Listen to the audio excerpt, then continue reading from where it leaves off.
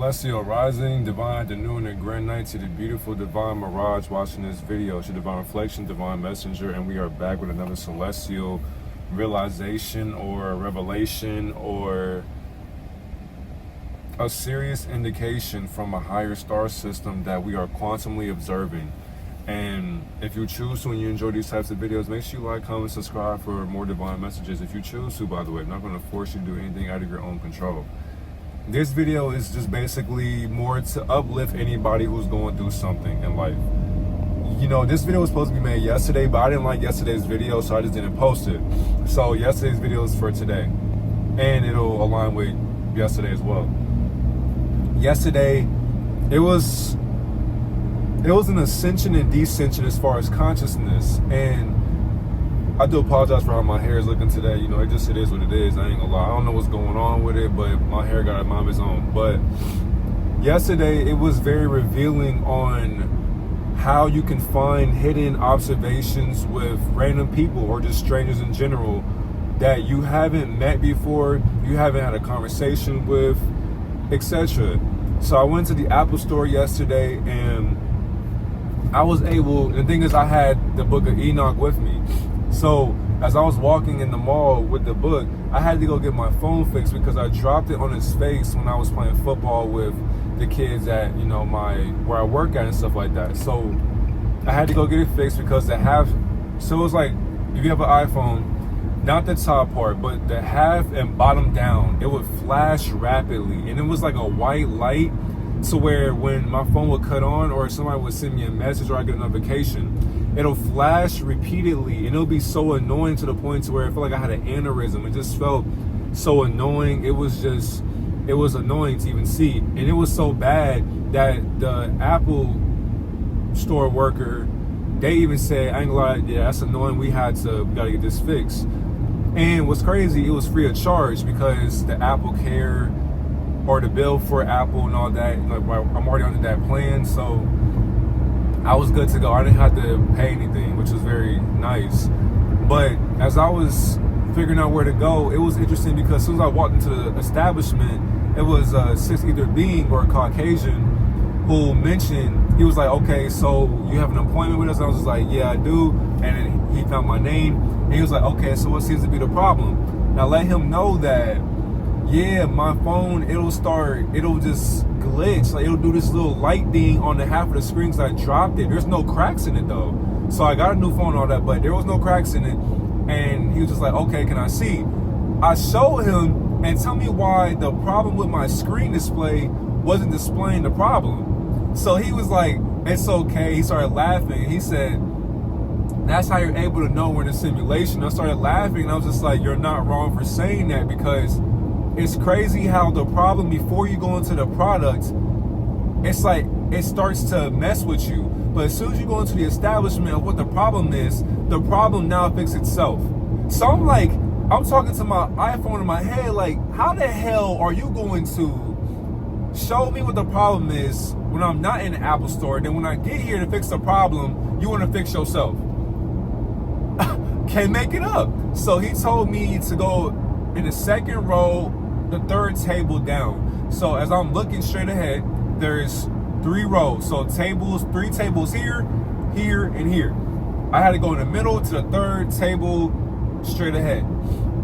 I sat down and I asked this lady, I was like, hey, is anybody sitting right here? She said no. And then she was a carbonated deity, by the way.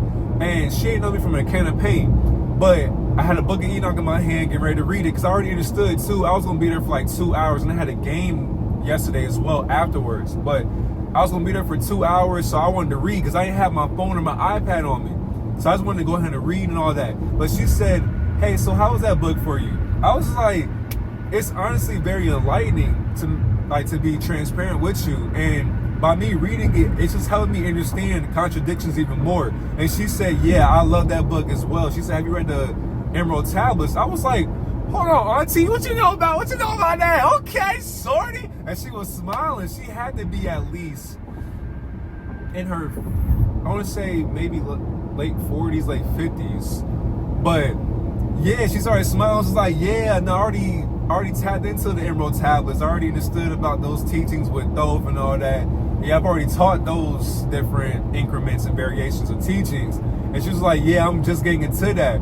And so me and her were just talking about that, and then she had to go for her appointment, but it was just nice to talk to her. And then another carbonated deity who worked there, there was a young man. He had to be in his 20s just like me, and he was more on the flamboyant side because he would roll his eyes when he was talking to me about just things that pertain to his life.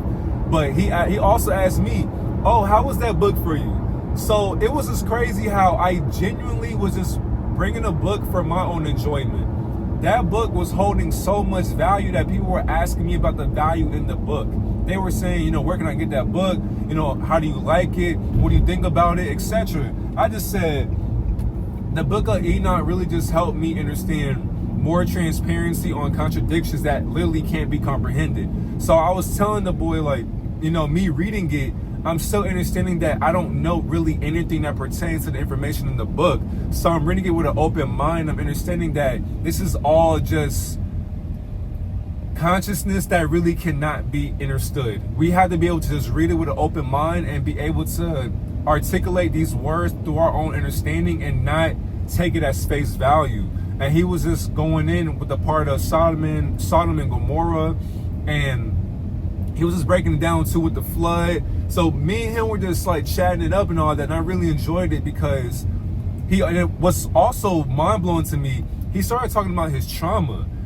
And I wanted to mention that part as well, because as you're doing ejaculation control, as you're experimenting with retaining and possessing or alchemizing your energy, your sacred vitality that is resonating within you, when you are harnessing that energy and you're controlling your desires and you're sending them up towards a higher way of being for your consciousness, other beings who think about that consciousness, who want to learn about it, who are attracted to it, they will be attracted towards you.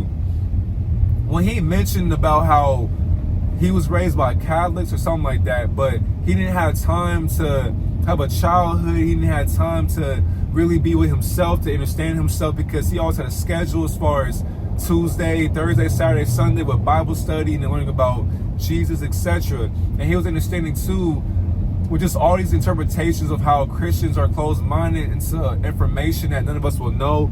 And I was also telling him, I was just like, I understand with that whole Jesus aspect as well, because when people talk about that title, understand in my aspect, that title or perception of Jesus is basically our understanding of Luciferian consciousness that actually can't be understood. So because of that, when I understood that, I was basically telling him too, it's all a projection of our own mirage. So we are basically the portrait of what Jesus would be depicted to be, but we are not that being itself in a higher way of being. And he was just like, I agree with you. And he just kept saying, you know, I appreciate the conversation and all that. He was helping me with the iPhone as well. He told me, you know, if you got to back it up or whatever. I was like, man, forget the backup. We good. I got the iCloud thing. Like, we straight. As long as I have my gematria teachings, my documents, my photos, I'm good. Like, if anything else is deleted, I don't give a fuck. But I just need my documents, because I also have the teachings for all these false influencers that'll be made tonight. But, so yeah, that was interesting right there. And then, that happened around 1 something, and I was just reading the book. As I was reading the book as well, it was kind of crazy how I ended up being on the personification of the flood and cannibals. So this cannibal topic that I'm going to reference in a little bit, that ties into Easter for today, literally. Now, when I was reading it with Ziasudra or Lamech, so Lamech gave birth to Noah or Ziasudra, and even before all that, I'm finna have a lot of things all over the place, so excuse me for my mind just being everywhere. And I'm also on the way to a game, as you can see. But I understood with Cain and Abel as well. So even before the flood, I realized with Cain and Abel, with the cannibals. So Cain will be the first vampire. So if you're go watch Sinners. I haven't watched Sinners yet, but I'm finna go watch that as well. Also, Michael B. Jordan is a woman playing as a man. But anyways, with Sinners, from the trailer I seen, basically just a bunch of vampires in Louisiana. That whole, I'm gonna go see that today. But I realized that Cain was the first vampire. Not only that, when I read in the book of Enoch, I realized that this nigga Cain was devouring Abel's sheep and then wearing their clothing. He was literally a wolf in sheep's clothing. So when Abel would get his lamb, his sheep or whatever, and then they would frolic over because they both had to work in the field. And Cain was jealous of Abel's positioning in life because he would basically be a shepherd. Excuse me. And Cain would be the servant working for, the shepherd. And as a sheep. And the thing is too, they're both shepherds being sheep. But when Abel went into his field as Cain was working, he was like upset, like, bro, what the fuck is you doing, my nigga? Like, you see me plowing out the ground and you gonna have your sheep and you gonna walk over my land. And Abel was telling him, like, I ain't gonna lie, I realize that you've been devouring my sheep and you've been wearing their clothing as if I wouldn't notice. So I can walk all over this land if I choose to because you're going behind my back and I thought you were my brother's keeper. And so Cain was just like, okay, you starting to notice me. You realize my intentions. Now I'm going to devour you in your consciousness because you're pissing me off now. Pissing me off to the extent to where you realize that what I'm doing is of no good. But because it's no good and you realize that I can't have anybody else realizing what I'm doing. When Cain devoured his brother and then realized what he did, that's why the urges and desires had to be controlled. Because for cannibals, like actual cannibalism, which is still practiced today, by the way, that being understood for one. So even with the sons of men, sons of God, whatever, they were rebelling. And because Enoch was, he did away with society or humanity because he understood the transgressions that humanity was exuding upon themselves. It was so bad that every single day, men and women were killing each other and eating each other just because they could. And that's exactly why that flood topic had to be brought up in the book of Enoch, because Enoch understood of like enlightenment to the point to where even with Lamech, because Lamech will also devour beings too and kill them, and he was blind and told his two wives as well. So I think one of the wives gave birth to Tubal Cain, and then Tubal Cain ended up killing Cain. Like I think he shot an arrow, and then Cain was running in the field, shot him in the back. And then what's crazy, the Lord, once Cain killed Abel, so cannibals, once a cannibal killed a cannibal, the Almighty, why is the Almighty or the Lord talking to Cain? So the higher self of Cain was talking to itself saying, why would you descend and kill your brother as your brother's keeper? And then Cain sat there and was just like, I don't even know what I did. I didn't realize it, but you did. So that's when the all-loving, all-knowing God put that curse upon Cain to the point to where now the grandson of this deity, Tubal Cain, ended up killing Cain. But who allowed that? Thou shalt not kill, but we killing each other still in these biblical storylines? And that's why the flood too, even the Nephilim and all that, because we are all Nephilim in flesh, not spirit. So I understood that too. That's why I understood the lab-grown experiment and all that. But I had to go into that topic for the Easter topic. But even just with all that, I was just reading that, and it was just interesting as well with the flood, because when Sudra built the ark, as well, you can say with Enki no Lil, it's just so many versions of God that men made idols of God to worship. And when that happened, that's when humanity lost itself. We were placed into damnation to the point to where the all-loving, all-knowing creator ended up doing away with all beings. Because at that time, even today, humanity was so down bad because the seasons were, the harvest was bad. It was thorns and bristles in the ground. So they couldn't farm and grow or harvest fruits, vegetables, none of that. On top of that, they didn't have McDonald's, they didn't have Wendy's, they didn't have Chick-fil-A, Zaxby's, they didn't have superstores, they didn't have supermarkets, they didn't have different mom and pop shops, they didn't have Asian stores, they didn't have black-owned shops back then. You had to go and get your food in nature. It got so bad that the Almighty knew that they were shedding so much blood that the roots in the ground was digesting all that blood, all that trauma, all that deceit. And so when that happened, the seeds being rooted in the ground were made from our deception, because we kept killing each other because of lack of understanding and comprehension. We were not willing to wait, not even just wait, understanding what God was. We were so fixated on finding a savior that we stopped finding a savior within ourselves. Enoch was telling beings about this. Even Noah was telling, or Zeusudra, or Lucifer was telling beings about Luciferianism, but it was to the extent that it had to be demonized through beings that we can't even fucking see.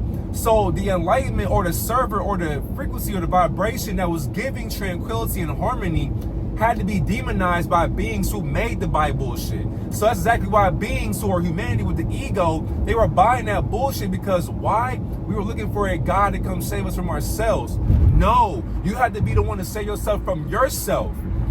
And the thing is, so we understand that. So Enoch was basically like Homer Simpson in the Simpsons movie. Enoch did it, like he left humanity and he was by himself. It got so bad that he had to come back and be wisdom for, or be wise and enlightening for society. They looked to him for the answer. They went to him for enlightenment. Not even just that, I think his son's name is Methuselah, whatever, but it's Methuselah something. That's Enoch's son or descendant. He became the king, or the king of kings, basically, the forefather and all that. He was the prime minister, the president, like he was all of that over the kings and queens. And not only just that, when Enoch came back after years upon years, and I think he lived to be like over 900 some years. But mind you, I'm reading all this shit in like 40 some minutes before my phone got fixed. And whole entire time, so I'm in the mall and people walking by me, I'm just sitting, just reading a book. And it felt really nice to read in a world that's really ran by phones, food, junk food, going to the mall, buying clothes, shoes. It was just crazy. It was just crazy. But just reading that too, the sons of men or sons of God, or the cannibals, which is what we see every single day, these meat eaters, they were trying their best to knock down the ark, because when Zeusudra had to get two of genealogies, every genealogy that was living and righteous of frequencies or vibrations of source, these beings were trying to break into the ark, or a random act of kindness. But that's the thing though, you can't get into this barrier without kindness or compassion or love. They couldn't love themselves. So before that rain, and the thing is, it was already raining. So the beings were, as they were trying to claw their way in, they said, man, fuck it, we can't get in. And then Zeusudra basically said at the top, go watch Evan Almighty. But when Zeusudra was talking to them at the top of the ark, he was just like, haven't I told y'all a year prior onto what will happen? And now look at you. They said, yeah, man, we believe you. Can you let us in? No, because you didn't listen to what I was telling you. They said, all right, well, fuck you. So they ran off. And then that's when a lot, see, now that's the thing though, in the book of Enoch, they didn't go deep into that shit. That's exactly why I don't take everything as face value, because I had to sit there and ponder like, okay, wait a minute. They ran away and went to the woods or scattered around this dimension. And then that's when the flood came and all that. But the book of Enoch never mentioned about what happened to these deities who just ran away from the ark or the random act of kindness. Or the thing is too, I believe that the ark or whatever was a spaceship or a submarine, because when the rain, first of all, I don't believe in a flood anyway, because how in the hell can water flood itself?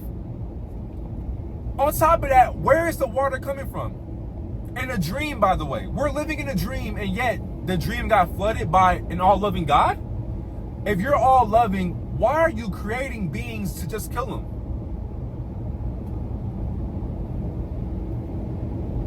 So you're mad or upset. And what's crazy, it got so bad that Noah and his family, or the Mindset's family, and the other beings, so like the wolves were howling, lions were roaring, all these other animals were like they were crying for help. It got so bad that even the enlightened descendants, they were crying, praying to the Almighty, saying, please save us, with your wrath. We know that you're the Almighty, you're all loving, you're all knowing, this and that, just begging to be saved.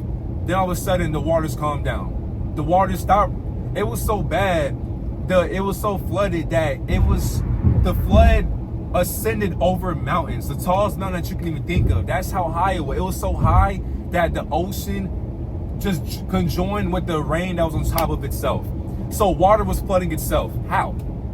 So on top of that, that made me realize too, what part, so like the whole dimension was just flooded? The whole dimension was flooded. Nah, I'm not buying that.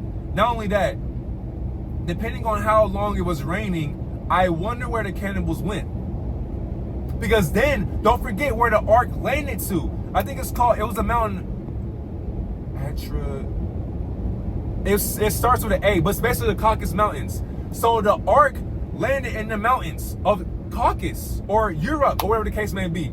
So that makes me really think these cannibals went underground and literally started over. Because the thing is too, that flood, all it did was just begin a new simulation of ignorance. I'm gonna stop right there for that, because we can go all day with that. But anyways, I went back to the Apple store, and then a guy, came up to me and was just like, yeah, can I see your ID, this and that. I was like, yeah, I got you, my boy. So, and the thing is, so he was very nice. Wow, I would say so yesterday, people were very nice to me. And I'm just noticing this stuff because it's like people choose to be. But it was just very nice, it was just loving to me, honestly. But the guy was just like, can I see your ID, show him, and then I signed something. He was like, yeah, can I have your autograph as well? And then like that actually made my day, because it just like it empowered me to actually realize that I am somebody to myself, and he made me feel like that. So Apple in Mall, Georgia, if y'all ever see this video, or if a worker see this video, I appreciate y'all from yesterday. What the fuck was that? But anyways, so I got my new phone, it's just, and I got an OtterBox 2 with it, and I got a privacy screen, so we good to go. Also got me a new fan as well for my car, AC broke and all that. And even with just that, this lady at Walmart, I was in a whole different area from where I'm from, and countryside of the suburbs. But this Caucasus lady, I was asking her, hey, can you help me with a portable fan for a car charger that will plug in? And she was just like, I don't work in a department, so I'm sorry. I was like, oh, that's all good. I kid you not. I'm looking all over this Walmart. It's my first time in this Walmart, by the way. I'm looking all around for the portable fan. And she went out of her way. She stopped what she was doing, because she was putting some items on the shelf or whatever. And mind you, I'm vividly telling you what's going on, because I genuinely see what I experienced. Like, basically, my life is content creation. And I'm not a content creator, but my life literally is a movie. Things happen so fast. I had to sit there and say, I can't wait to tell my supporters what's going on. Because it's just it's funny how the Almighty will just align you with your career. But she went out her way, and just like, she was willing. Like, it was so bad. I think her boss called her, and the boss was like, where are you? She said, I am helping a customer out with an item. He was like, what? She said, I am helping a customer out with their item. Is that okay with you? I said, oh shit. Okay, Caucasus lady. Yeah. Okay, for sure. And then she just kept apologizing to me. She was like, I'm sorry, I just can't help you. But she was like, you could also go to the AutoZone, and they should be able to help you with your problem, because I'm trying my best. I was walking with her as well. We were asking somebody about the electric department. His name was Matt. He didn't even know. And then she was just like, oh, just no use. I'm so sorry about having you walk around with me. It's okay. You're good, because it's the fact that you're willing to go out of your way to help me, a stranger. I don't even know you from the can of paint. Like, I appreciate you for that. And she's like, no, you're always welcome, sweetheart. And I'm really thankful for that experience. And then even with our game yesterday, we lost, I want to say 49-53. I could be wrong, but it was something. It wasn't a blowout, but my team, I understand that these young men, they're growing up just playing basketball, and that to me is so beautiful, and it's just profound to me, because that team was very great on defense, but we were keeping up, because now we had little mental lapses and all that, but that's basketball. And you already understand over here, we already conscious to that spell casting for basketball, but it's just like, they're young. They don't realize what we realize just yet. And the thing is too, no excuse for 17-year-olds not understanding consciousness and all that, but some people don't understand esoteric, philosophical, quantum, divine, Gnostic, consciousness. People don't understand that perception of spirituality just yet. So it takes time. It takes a lifetime, honestly. It may not even be in this lifetime, honestly. But they were fighting. And the other team was trolling. They were talking shit. One of the boys took their shoes off disrespectfully. And it was just like, bro, we don't even got time for that, bro. Because, for one, honestly, y'all not really good. Y'all foul a lot. Y'all playing football and we're playing basketball. It's cool, though. The refs weren't calling fouls. Honestly, for me, I want that. I want that. Me playing in Georgia, Florida, especially Miami, playing street ball in Miami, that helped me not call fouls. So I really hate calling a foul. I only call a foul if you are blatantly fouling me. I'm talking about you had to grab my neck. You got to pull me down. You got to basically, you're going to have to send 3 people to guard me in real life. You have to. You have to foul me. You got to push me. You have to, because you can't stay in front of me. You can't size me up. So I want the contact. So I got to teach them that as well. It just takes time, but they'll get that later on in life. But the energy was just great from them. And of course, different attitudes with playing time and all that happened. But one of the assistant coaches, they called me yesterday, and he was just like, man, Coach Darius, I really appreciate you. Just, as a man, just you being there for the boys. You are a great role model. You're a great leader as well.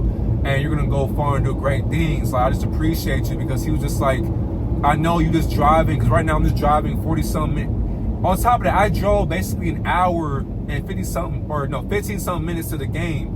But after the game, it was like an hour and some change back home. I didn't mind it, though. And he was just like, I know you're probably driving, like, what's the point, this and that. And he was just like, I appreciate you either way, brother, because you're doing this out of the kindness of your heart for somebody else besides yourself.